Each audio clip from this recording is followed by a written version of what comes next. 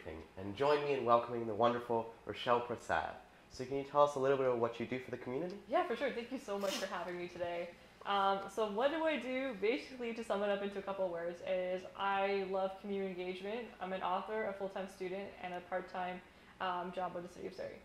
Nice.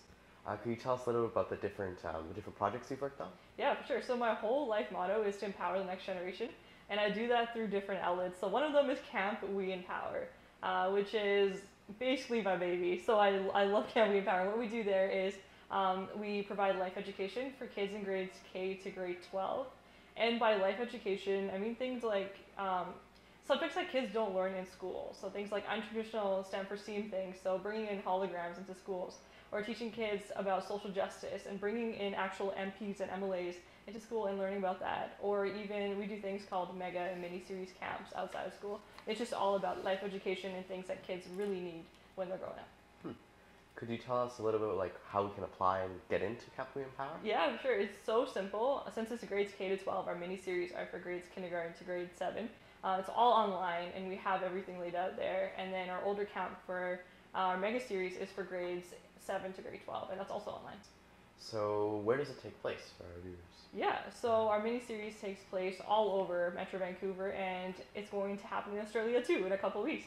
So if you'd like to sign up, feel free to visit our website at www.campweempower.net. And same thing for our mega series. It's here in Surrey. It happens at Camp Alexandra Neighborhood House on Crescent Beach. What does an average day look like at Camp We Empower? Yeah, so that's a good question. I've actually never got that question before. That's solid. So for our mini-series, it's a one-day workshop, and it's normally 4 to 5 hours in length for our little kids.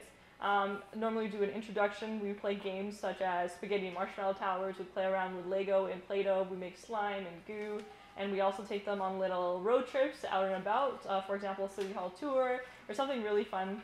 For our mega series, since it is 4 days and 3 nights for our older kids, we do things like walking on the beach and doing treasure hunts, which is the fun stuff, and glow in the dark capture the flag and building bonfires. And then we also throw life education at them, but in a fun way. So we incorporate workshops, we bring in mentors, we bring in community engagement people, and all that good stuff. Yeah.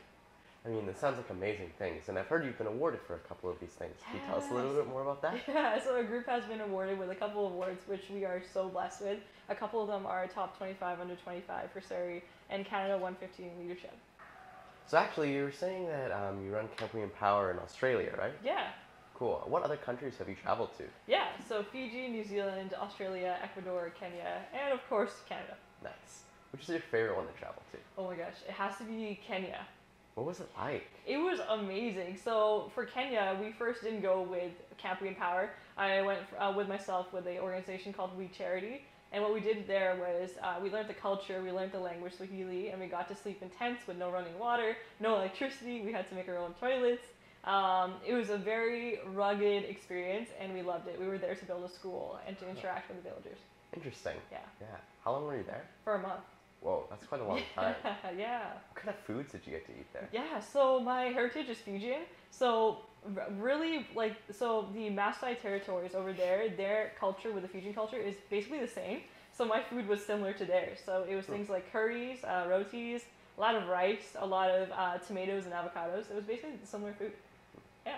So since you've obviously got lots of recognition for your work, I mean, you're in the top 25 under 25 and the Canada 150 in leadership. Mm-hmm.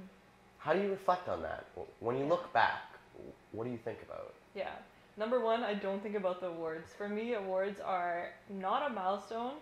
They are just a chapter to a new book, or they're just something that I don't look forward to, if that makes sense. I look forward to connecting with more people, and awards for me serve as a platform to meet new people, which is amazing. What do I reflect on when I look back at the awards? Mm-hmm. I reflect on the people I met during them and how I got to that point. Mm-hmm. Yeah. That's nice. You're saying you released a book 2 days ago, Because We Can. Yeah. So can you tell me a little bit more about your book? For sure. I should have brought it. I could have just cheated and read the back. But what the book is about, it's about how we together can empower us and inspire the next generation to take action for a better world and a better community. Basically, it's a book where there is journal space for you to write your own ideas while reading the book as well. So could you tell our viewers where we can get your book? Yeah, you can check out my personal webpage at Rochelle Prasad, Prasad.net with the www in front of it. Or you can just Google my name and you'll find it as well. Remember that, everyone. RochellePrasad.net.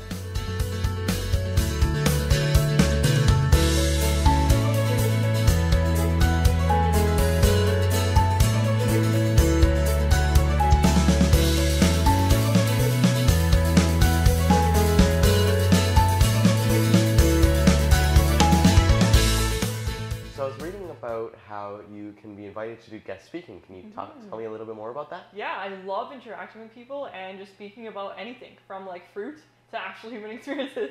I get invited to a lot of places to speak, such as schools, ceremonies, recreation centers, even just village parties.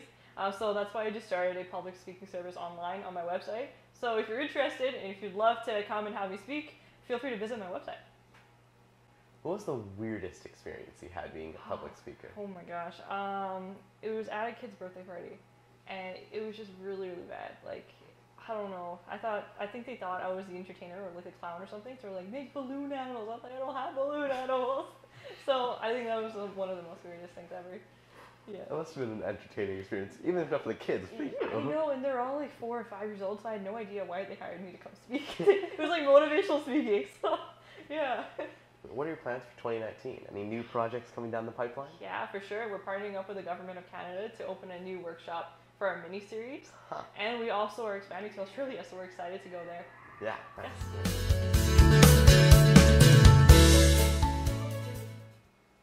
Welcome back, everyone, to the show.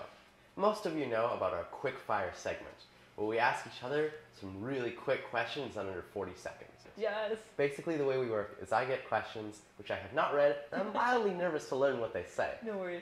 And I'm going to ask you a set of questions. You want to answer them all in 40 seconds, then you're going to do the same for me. Okay, sounds good.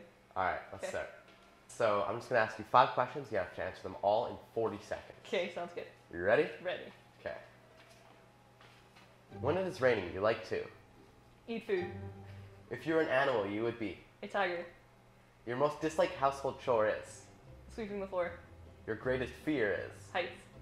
You like talking to people because? They're kind. If you're a Hollywood star, what would your stage name be? Lolita. That's because I'm watching way too many Spanish dramas right now. Okay. Was that all? Yeah. Okay, I guess it's my turn. Ready? Yeah. Number 1, your most attractive quality is? My face. People believe you because you are? Persuasive. Your favorite yellow fruit is? A lemon. You and your mom disagree about? Whether or not I should play video games all the time. If you won the lottery, you will? Donate it to charity. Potatoes are good because? They're amazing and perfect in every way, and that is an indisputable fact. Whoa, well time. Cool stuff. I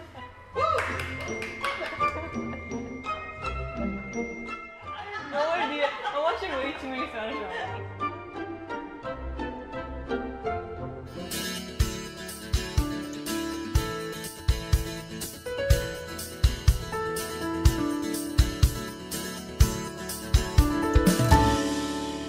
Thank you for coming. That was an amazing interview, and yeah, really nice and kind person to meet. So Thanks, man. that was poorly worded, but It's all we're gonna go with it. Yeah, the world definitely needs more people like you. So yeah, please keep us updated with your activities so we can share them and just generally talk words. Sounds good. Thanks again. So yeah, thank you so much for coming to the show, Rochelle. Good luck on all your new projects. Cool, thanks. And Aiden, signing off.